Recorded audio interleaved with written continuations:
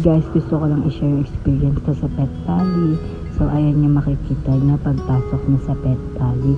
Pupunta muna kayo sa information at magbibigay sila sa inyo ng ganyan guidelines sa mga mangyayari dun sa Pet Valley. Tapos may coffee shop din sila dun para kapag naghihintay ka, pwede ka magkape at kumain ng bread dun. Tapos ayan, papunta na kami sa reception kasi yun yung second step at nakita namin yung mga libingan ng ibang pets doon na ipapakita namin. Ayan, yung mga libingan ng mga ibang pets.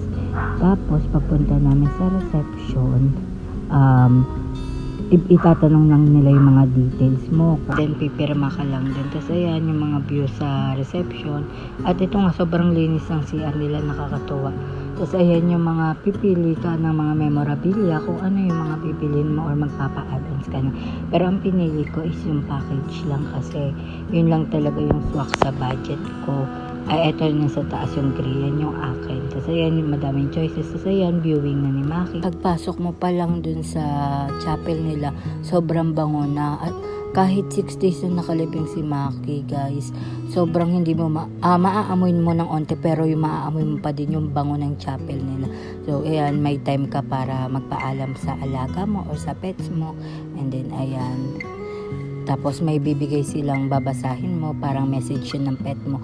Iyak ako nang iyak dyan kasi naramdaman ko talaga yung mga words na yun ay galing kay Maki. At ayan, pati yung mga ate ko iyak din, iyak habang binabasa yung message na yun. And then after that, magpapaalam ka na. Sasara na nila, tapos iaakyat na nila yun para mag-start na ng process para sa cremation ng pet mo. So, tatanungin ka nila kung maghintay ka ng 2 to 3 hours. So, ayan, hindi kami nakapag-antay kasi may meeting yung ate ko. So, pinadeliver na lang namin. 2 to 3 days daw ang deliver. Tapos yun, sa time na to gusto ko lang magpasalamat talaga sa Pet Valley kasi pinayagan nila ako mag-installment. Kasi sa ngayon talaga wala talaga akong masyadong naipon. Pero nakapag-down payment naman ako at pinayagan nila ako na 2 months to pay yung kulang ko. So, thank you Pet Valley sa opportunity na to at sobrang saya ng puso ko dahil makakasama ko pa din si Maki sa bahay.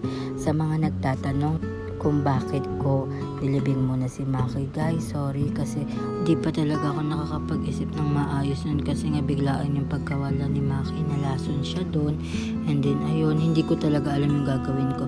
Pero 2 days pa lang na ako sa Pet Valley, nag-i-inquire na ako. Madami na ako in-inquire pero yung Pet Valley lang yung tumanggap kay Maki kasi matagal na nga daw. So, hinintay ko muna yung sahod ko para ma-pick up si Maki. So, ng Saturday, yun na yung pinick up si Maki. Kami yung naghukay para makuha siya. Tapos kinuha siya ng Pet Valley. So, thank you Pet Valley kasi sobrang bait talaga ng mga staff doon at sobrang welcoming. So, thank you Pet Valley. So, thank you talaga.